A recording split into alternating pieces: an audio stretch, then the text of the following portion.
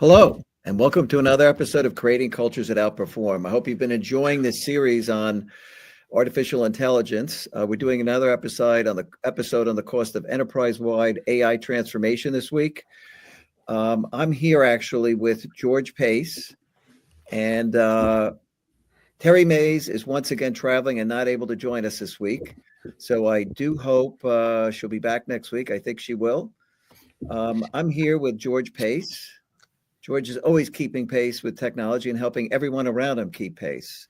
He's the only guy I know who's been working on AI and talking about it since 2016. I'm Frank Wander. I'm the founder of People Productive and Boardroom Edge. And we're here today to really talk about enterprise-wide AI transformation. What does it cost? Part two. Part two. Part two. So let's get this up here. Part two of many. Part two of many. Part two of many. And so we're always looking into this. We've learned a number of things this week, and we just like to reinforce a few for you. Number one, we see other people touching on aspects of the cost of AI in the enterprise, but we still don't see anybody really looking at this cohesively. The things that get published are around, small efforts that have worked, where people have done things, and that's great, but no one's really looking at how do you transform an enterprise. What is it going to cost? How do you begin to get your arms around this? George, I think, you should chime in, buddy. Yeah, it's the same. I mean, it's all dynamics, right? You're seeing individuals that are sharing experiences, individuals that are sharing thoughts, individuals that are commenting on a recent study or a recent implementation. So thematically, what we're seeing is people at least sharing or asking the questions. I think that everybody's asking, will it replace jobs? Will it augment jobs, et cetera? But they're doing it in the absence of a framework or an absence of a structure. So when you're looking at those articles, take them for the value that they do provide, but realize it's probably up to you to map it to a much greater plan of attack, as it were, which is, again, thematic to everything that, at least I saw all this week. Yeah. And, companies are still in this experimental phase where they're trying different things out. They're on a learning curve. Some companies are saying everybody's going to have to learn AI. They're going to dig in, but they're coming out of the gate early on this. And ultimately, any kind of enterprise transformation requires a vision of where you're going, and leaders who have that vision are going to take that organization into the future. So that's really what's going to be required here. Ultimately, you're going to have to come up with a vision.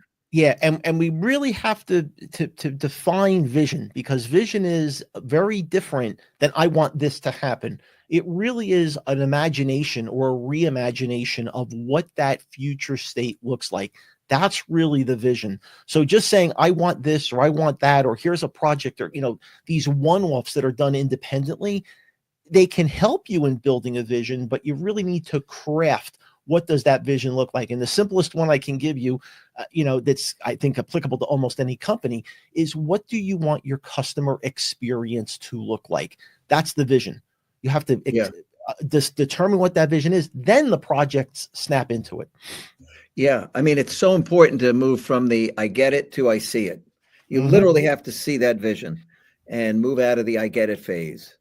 And that's really important. And last week, we mentioned that resistant organizations are going to have a much harder time acknowledging the current state or the organizational disruption that's required to actually really undertake an AI transformation. I think we can't stress that enough. And, as you were talking, Frank, I realized that, there's an old term, we've always heard the term, quote unquote, fast follower. I don't even think that's going to work, because being a fast follower means a lot of things. You used to be able to copy what somebody did, but it's very hard to copy an experience. And if you're not getting those what do you call it? The cuts, or the trying to think of the right word, right? If you're not getting all the what is that word? Where, if you don't get the failures along the way, this is, you want to talk about agile and what some of these pieces bring about, you want to fail fast. You really need to be in that fail fast mindset, because if you wait and watch other people, it's just not even the technology. It's getting that experience throughout your organization. It's going to be really, really, really hard to do.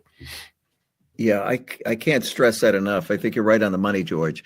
It's learning. It's that experience you get from actually using tools and solutions so that you can apply it to your circumstance. And every company has a legacy and a history. So everybody is going to have to tackle this slightly differently because they've got a different infrastructure and a different set of challenges ahead of them. And here are the major cost drivers of enterprise trust. Everything we do on this show over time is going to tie back to these 5 major pillars.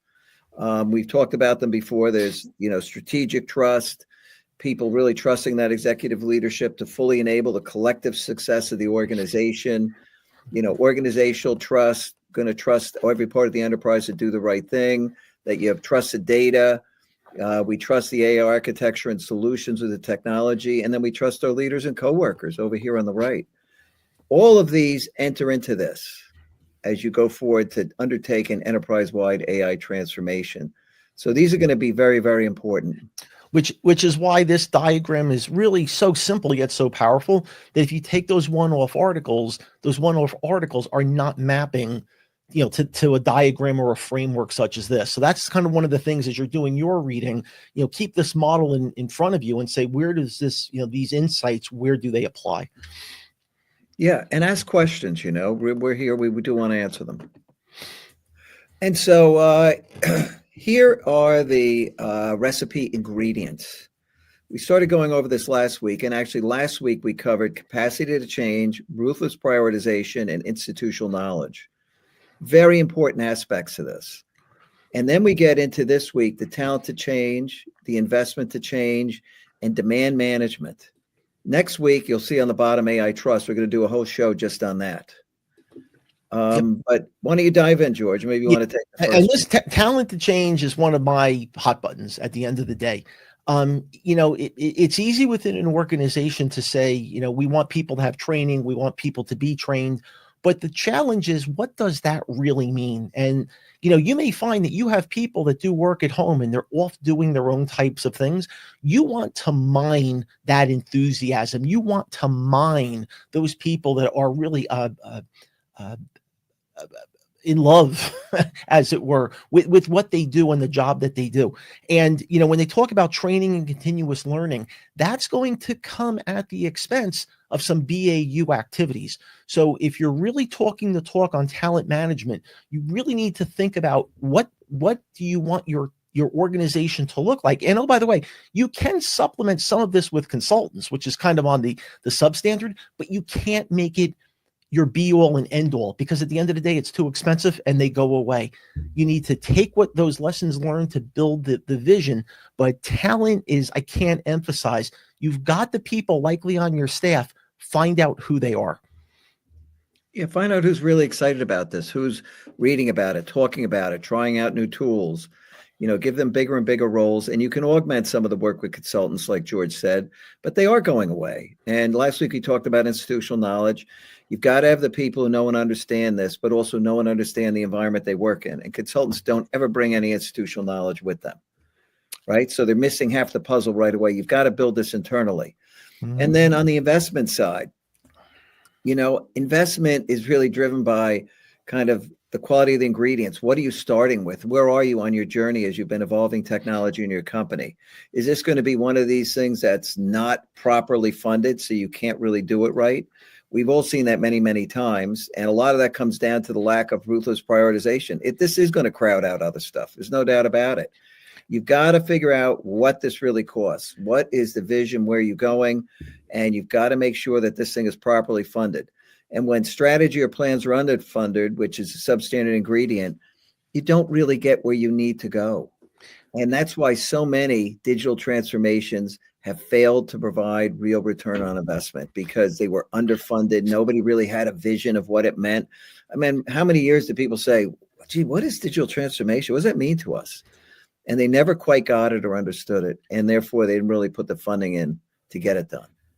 And one of the things to remember is he or she who holds the budget dollars holds the power. So if senior leadership is saying, we expect this project or we want this project to happen, and they don't fund it, or they expect that the funding is going to come out of all of these associated projects, and they're pushing that decision making down so that people are now juggling their budgets against what they're being asked to do over the course of a year, it's a recipe for disaster. Somebody needs to hold and be accountable for the money that's being spent, because that's where the power is. And again, there's this dynamic of, it's one thing to want it done, it's another thing to understand who has the finances to do it. Absolutely right. And after you get the money set aside, now demand management comes into play, because during the year, new demands are going to come up, might be regulatory. You should hopefully have had a budget set aside for those types of things to accommodate them. But you can't just say, just fit it in, get it done, because you've got to have investment dedicated to the work that has to be done to get AI implemented properly in your organization. And on, companies forever just have no demand management. The stuff rolls in during the year. Somebody says, hey, fit it in. And now you've got half the investment that you had in the beginning, because you've got people diverted over to do other things, or they're doing a half-baked effort. And so that whole notion of capacity management that I think companies have been terrible at is just super important. You've not only got to ruthlessly prioritize everything when you're going into the budgeting process, make sure that investment is there, but don't let it get eaten up by demand during the year, because that half of the whole planning process is broken. And if we elevate that thinking for a second, you're going to have your demand management. And oh, by the way, some of these projects are not going to be quick. They're going to take time, because there's education that goes along with it. There's infrastructure that needs to be built. There's learning lessons from failure that are going to happen. So even if you have that as a swim lane of demand, then what happens is, if your executive team comes up to you and says, now we need you to get ready because we have a merger coming up in the second half of the year, all of a sudden you can't magically undo the demand. You have to figure out, okay, we can do this, but we're going to need these additional resources. So demand management really needs to not only think about the complexities of entering this space, but as Frank said, the other demands that just naturally creep up over the course of a year. Yeah, I mean, just super, super, super important. No question about it. You know, how many companies have I ever seen do this well? I'll tell you, demand management is one of those things that just almost always fails. Yep. So next week, we're going to dig into AI trust. And of course, if you need help with anything, you can feel free to reach out. We're always here. Help you think through how you're going to do your enterprise-wide AI transformation. And I think these Yogi Berra quotes really do sum it up, you know, George, because this is where many companies are going to end up struggling. If you don't know where you're going, you might wind up someplace else. This comes down to the vision thing. All these things we were just talking about last week and this week really help you define not only where you're going, but how you're going to get there. You can, I don't know where you're going, because you might wind up someplace else. That means the project worked, but you don't get an ROI out of it. You got a bunch of stuff done, but you didn't really get that far. Yeah, the takeaway here is this is underlined, italicized, bold, 42 point. This is not about bolting on AI. If you bolt on AI and you think that's a success criteria, let me be the bearer of bad news. That's not the way to do it. Absolutely not. Another Yogi Berra quote: you've got to be very careful if you don't know where you're going, because you might not get there. This is failure. This is where you didn't actually end up with a subpar result. You just outright failed. And unfortunately, that happened a lot with digital transformation. It's going to happen a lot with AI enterprise-wide transformation. I hate to say it, but that's where a lot of companies are going to end up, because that's what history says. And don't forget, not only might you fail, you've just incurred a whole new layer of technical debt that you're going to either have to pay for or undo. So yeah, failure has a cost. Yep. And, you know, they let the tech debt build up year after year, decade after decade, and never address it. So that's an important point, George. So next week, we're going to be covering AI trust. Trust just is everything in the whole AI transformation. Nothing could be more important. So we're going to spend a whole episode just talking about that. Yep. We got some good diagrams too. Yeah. And we hope you could join us. You know, we have a show every Wednesday at 3:00 Eastern time. We're broadcasting, and we hope you could join us. We certainly look forward to seeing you there to hear about AI trust. Any closing remarks, George? Nope, all good. All Spend right, 30 Art minutes. Archie, we'll see you next week. Take care.